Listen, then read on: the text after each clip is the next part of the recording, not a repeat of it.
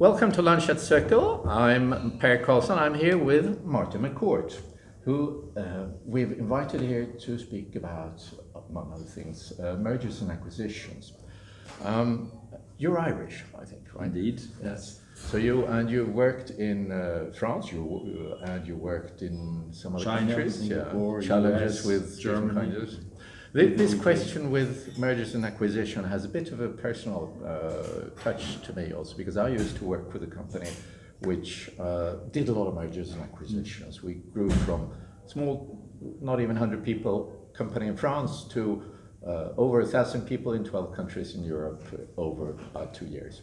So I've seen a bit of the difficulties and challenges and fun things. So my first question to you then, Martin, is in what situation do you think it makes sense to grow with buying companies?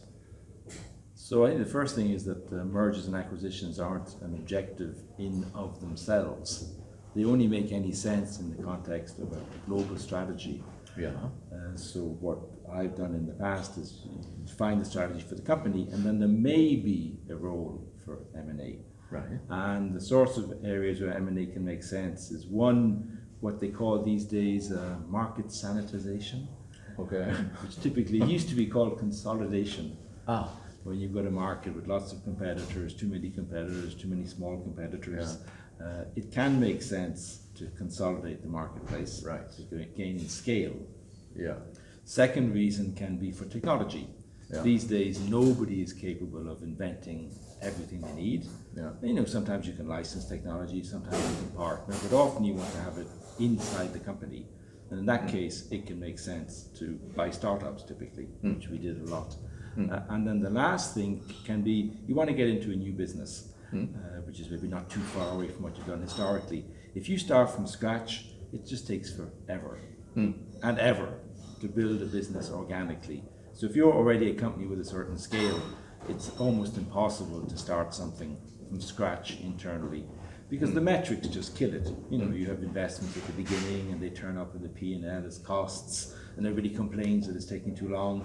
So it's just easier if you want to get into a new business area to buy a business in that area. A new business area could be a new geography also, or do you see that as a different thing? No, that's more for me consolidation. When you're buying market access, you're buying into a customer group. Right. But if you want to get into a new area, say, I don't know, you're making cars, but you don't do vans, and you want to get into vans, so you buy a leader in vans. Right. So something that's nearby, not ridiculously far away, but to get to, a standing start, you buy somebody. Yeah. So they're the typical cases where I think it makes sense. So, and do you have to then go through the process in different ways depending on what objective it is that you want to achieve with your merger or acquisition?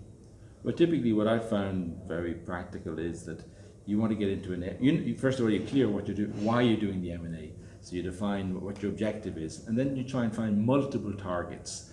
There's nothing worse than saying, I've got to buy Capgemini, because you end up overpaying, and you do a bad deal. So you need to have multiple options.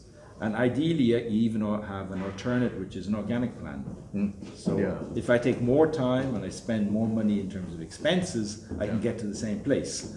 So that it disciplines you not to overspend. So I think that's probably the main thing, is to make sure that you have alternatives and you don't get locked into a specific transaction. So the biggest mistake you can do is only have one acquisition target or one alternative. Any other big things you should avoid doing to make it? But just make it practical. That case of getting locked in, my former employer, Corning, at the height of the dot-com bubble, thought that they had to have a thing called high-speed modulators. And they bought a business for $4 billion from Pirelli, which had 100 people. And 2 years later, after the dot-com burst, they shut it down. And they were left with $4 billion of debt. And it took them a decade to pay it off. And almost bankrupted the company. So this thing about getting carried away it's quite hard because, at the time, half of the people are saying, oh, we've got to go for it, it's strategic. Yeah. And then the other half of the people are saying, it's an awful lot of money, are you really sure? Yeah. And the judgment calls in those circumstances, especially in fast growing markets, is tough.